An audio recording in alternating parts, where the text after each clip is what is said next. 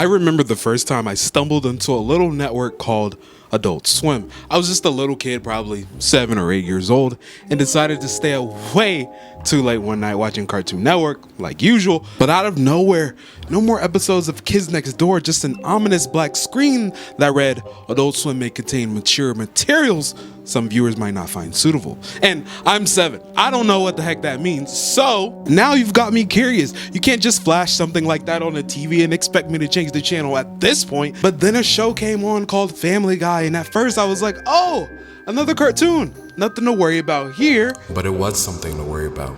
See, this show had violence, sexual themes, cursing, things I definitely was not supposed to be understanding at this age.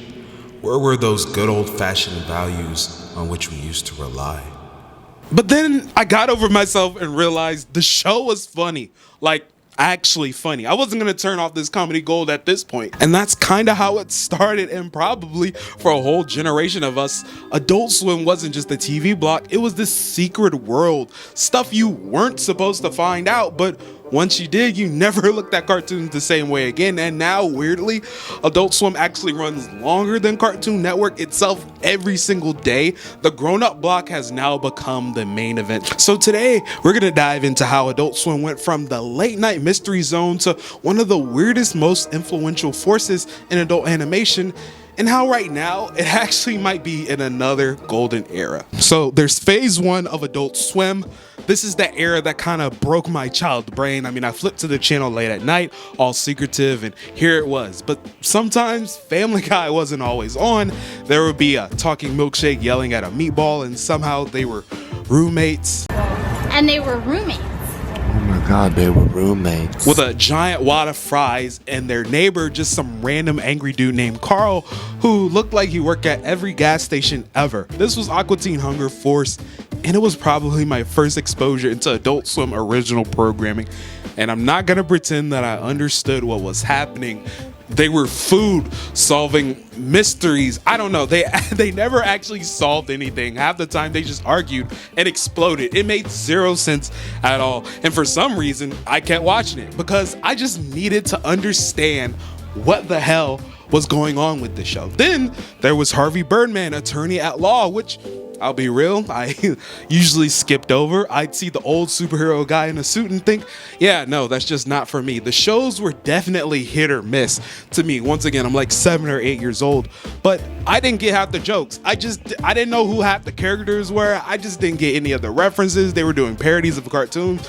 This just wasn't for me. I didn't understand why Scooby-Doo and Shaggy were in court. Like, look at this picture. This is an episode of Harvey Birdman. Isn't that like wild? I'm a full adult now, so like I understand now that this is funny, this is hilarious, just even as a picture, but back then it did not make sense to me. That whole first wave was really like Adult Swim figuring out what its whole vibe was. Cheap animation, monotone voices, dead air, plots that felt like fever dreams. I mean, it wasn't about making sense, it was about being weird, unapologetically. And in the middle of the night when you're half asleep and not supposed to be awake, that weirdness just kind of hits different, right? And in what I'm calling phase 2 of Adult Swim, this is where things started to click for me. And by click, I mean Robot Chicken. This show was basically my gateway into understanding Adult Swim weirdness. It wasn't just random, it was very much intentional. I mean, the brand that they were going for, it was sketch comedy, but for little gremlins like me who stayed up past midnight, Robot Chicken was wild, and that's underrated for sure. Every episode felt like you were watching someone's unhinged toy box come to life. And these stop motion action figures getting absolutely obliterated, rapid fire sketches that lasted like 5 seconds sometimes. Honestly, this was the early version of TikTok, but on a television, on Adult Swim, on Cartoon Network, on cable. You didn't know what was gonna come next, but you knew it'd probably be violent, stupid, or weirdly brilliant, and if you were lucky, sometimes all three. They had themed episodes that took references at iconic brands like Star Wars, 80s cartoons, superheroes, random infomercials. Nothing was safe. Heck, no body was safe. Anyone could get talked about. It felt like the creators were just throwing every pop culture memory at the wall to see what stuck, and somehow it just worked. And Robot Chicken is still a show to this day, though they really just release specials every once in a while. But it's still technically a show. Now, Venture Brothers or Venture Bros, I'll admit I didn't watch when I was a kid. Every time I caught an episode, it felt different than what was on Adult Swim at the time. Like, oh, this is actually good. I couldn't tell if it was supposed to be a joke or not. I mean, the show had 7 seasons, and as of now, it has a 92% on Rotten Tomatoes. So, I mean, I consider that a success if I've ever heard of one. It was this smart, serialized action comedy that parodied old school adventure shows, but with way better characters. Definitely a show I'd go back and watch more of now that I can kind of appreciate it a little bit more. Then there was something called Moral Oral. This one was, it came on at 2 a.m. and even though it was like, am I supposed to laugh or be disturbed right now? This show had this weird claymation, 1950s wholesome vibe until the characters started spiraling into moral crises and existential dread. So yeah, classic Adult Swim. Like, I understand the parody and what it was going for, but man, it was a rough watch. There was also this one-off show called The Oblongs. When I say one-off, like it had 1 season, 13 episodes. Very weird. I liked it a little bit more than Moral Oral. It's not that bad once you kind of watch a couple episodes and get to it, but once again, it is very weird. It got 1 season for a reason. If you want to watch the show, go for it and watch it. Just remember, it was like 2002 or something when this show came out. But overall, this phase felt like Adult Swim growing up a bit, but without losing its chaotic heart. I mean, sketch comedy, smart parodies, darker storytelling. It was weird, but now the weirdness had layers. Now we're getting to what I consider the real meat and potatoes, the huge growth for Adult Swim, at least in my eyes. This is when everything changed for them and for me. This was what I like to call the syndication boom, the era where Adult Swim became less of a weird secret club and more like the go-to late night spot. And honestly, I thought Adult Swim created Family Guy. I watched this so much during that time that I just assumed that it was their show. Same with Futurama. But turns out they were just reruns being syndicated to a new network, but Adult Swim made them feel new to me because once again, I was like 8, so it was all new to me. And this was like prime Family Guy from like 2005, 2001, 2002, 2003 when Stewie was like still evil and trying to like hurt his mother and he was a genius baby. This is that era. Family Guy at the time was different from anything I had seen before. I mean, sure, it was a cartoon, but the characters weren't just doing wash down situations for kids. They weren't doing like a lesson of the day episodes. It was jokes about stuff I barely understood at the time and started to understand a lot more as I watched. So many pop culture references that flew over my head that still probably fly over my head. Cutaway gags coming out of nowhere and characters who were kind of terrible people and yet hilarious. The show was about a horrible yet wholesome yet somehow redeemable father named Peter Griffin being the dumbest man alive, and somehow that felt revolutionary. And of course, the standout character was Stewie Griffin, an evil baby genius who wanted to unalive his mother. I don't know if I can say that word still. Is that a thing? I'm not gonna risk getting demonetized and finding out. He wanted to do that to his mother. You heard me say the word earlier.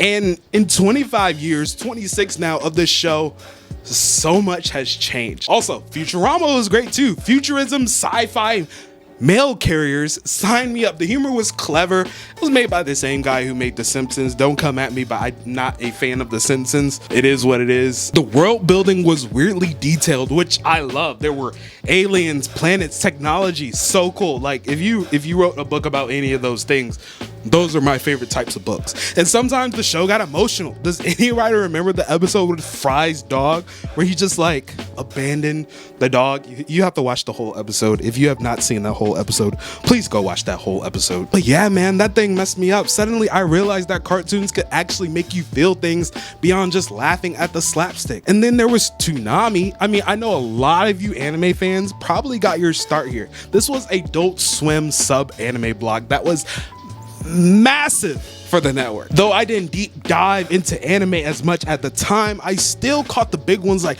Naruto, Pokemon Indigo League, which is my favorite version of Pokemon, Dragon Ball, Dragon Ball Z, the occasional Bleach or Full Metal Alchemist. Toonami wasn't just a side project for them. I mean, maybe it was at first, but it brought in a whole new wave of late night fans for a lot of people. Adult Swim and Toonami were their first exposure to anime period. It turned the channel into a full-blown animation hub, and it still kind of is. I mean, we call Cartoon Network, and at the end of the day, that really is what it is. Adult Swim wasn't just leaning into the weirdness anymore, they were building an empire. Reruns of Family Guy and Futurama brought in casual viewers, and Toonami brought in anime fans, and their original shows kept the core weirdos checked in. This phase was pure growth. The block that once felt like late night experimental chaos was now the main event. Adult Swim stopped being a secret and became a movement. Now, the Boondocks was kind of in its own era of Adult Swim. This was a cultural moment.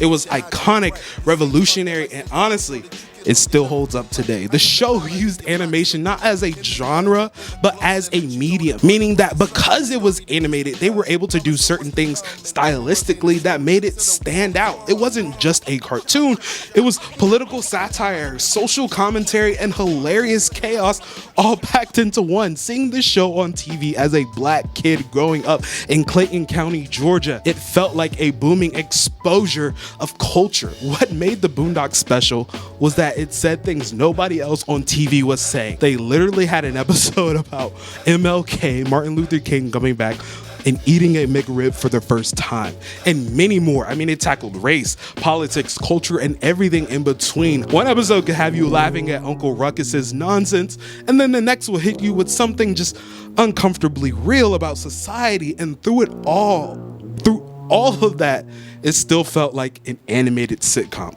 In a good way, non-derogatory. For me, this was the first Adult Swim show that genuinely felt important. Like, yeah, Robot Chicken was fun and chaotic, but the Boondocks felt like it mattered. Even if it was just on Adult Swim, it showed that animation could do more than just make jokes. It could make valid points. And today, the show, I feel like, is even more relevant than ever. Now, after the Boondocks proved that Adult Swim could get deep, Tyler the Creator and Odd Future came through and reminded everyone that chaos still ruled here. Loiter Squad? I mean, I watched that constantly. I even did a rewatch like last summer. The show was like if Jackass and Robot Chicken had a baby together. It was sketch comedy, but with pranks, stunts, and that raw, unfiltered Odd Future energy. For me, Loiter Squad was more than just a show. It was actually how I got introduced to Odd Future. I mean, I knew the music, but this show made them feel more like characters in their own ridiculous universe. It gave me a sense of their personalities during the time. I mean, we knew the skits. We know the birthday skit. That's iconic. It's my mother birthday. We know it's your birthday. Happy birthday, bitch. So you just gonna bring me a birthday gift on my birthday to my birthday party on my birthday with a birthday gift? Happy birthday. You gonna get me this birthday? You gonna buy me a birthday cake on my birthday? You gonna get me a birthday on my... you know what I'm talking about. And then the light skin skit. I got all the house. Fucking a lot. I'm up to no good. For real. We like tank tops. We like Instagram likes. They'll be smashing your check. Every episode felt like hanging out with your wildest friends, but safely because you were watching it on cable TV. And the best part, it didn't feel corporate at all. Like, not that anything on Adult Swim ever has. It's just that Tyler and his friends were just doing whatever made them laugh, and there was a cameraman who happened to be nearby, and somehow Adult Swim was like, yeah, let's put that on the air, do whatever, it doesn't matter. Now the Jellies, yeah, that one didn't really hit. It was Tyler's attempt at an actual cartoon, but honestly, it didn't capture the same energy. Even Tyler fans kind of skipped this one. Sometimes chaos doesn't always translate, but Loiter Squad, that's Adult Swim legend status. I mean, it took the weird sketch comedy vibe of the network and gave it a whole new flavor, one that felt young, messy, and unapologetically black. But also, let's be real, 2013 was a huge boom for Adult Swim because a little show called Rick and Morty happened, and it was massive. When it dropped, it wasn't just another Adult Swim cartoon, it became the Adult Swim cartoon practically overnight. It blew up memes, merch, fan theories, endless Reddit debates about time travel, and character arcs. Suddenly you couldn't go anywhere without seeing Pickle Rick on a t-shirt or hearing someone scream "Gubba Lubba Dub Dub." It was life-changing philosophy, and honestly, the hype made sense. Rick and Morty was the perfect storm. It was smart, it was stupid, it was dark, but it was also hilarious, and it created this giant universe where literally anything could happen. It had that controlled chaos vibe, like Futurama, but on acid and with sharper writing and a much bleaker sense of humor. I mean, I was hooked. Pretty much anyone else my age was also hooked. It felt like Adult Swim had found its new face, their flagship show, and for a while that worked. But here's the thing, when a show gets that big, it starts to become the brand. You've seen what has happened to Nickelodeon. It is basically the SpongeBob network at this point. And Adult Swim didn't want that to happen. And that is kind of what happened for many years. It felt like Rick and Morty was Adult Swim. The network leaned hard into it and everything else started to fade into the background. But in the past few years, something has changed. Something great has changed. Adult Swim has finally remembered what made it special. It was the variety. Not every show needed to be a big sci-fi epic. Not every show needed to be huge and special and making lots of merch and money. Not every cartoon needed to become a meme. They started getting and betting on these smaller creators with ideas that just didn't fit the mold. And that's how we ended up with what feels like a brand new golden era for the network. Shows like Smiling Friends, Common Side Effects, YOLO, and Invincible Fight Girl aren't trying to be the next Rick and Morty. They're just trying to be unapologetically themselves. We've got shows that are absurd, heartfelt, chaotic, and sometimes all of the above. Make sure you go ahead and check out my second channel where I go into great detail about Invincible Fight Girl. It is a really good show. You can check that out. But it was like Adult Swim had kicked the door open again, and now chaos was back on the menu. So let's start with Smiling Friends. This show should not work. I mean, it feels like a cursed YouTube cartoon someone accidentally gave a budget to, and yet it's amazing. Every episode is this chaotic mix of deadpan conversations, horrifying close-ups, and animation styles that have no business being on the same screen together, but somehow it works. One second you're watching awkward small talk, the next you're staring into the soulless eyes of a claymation demon.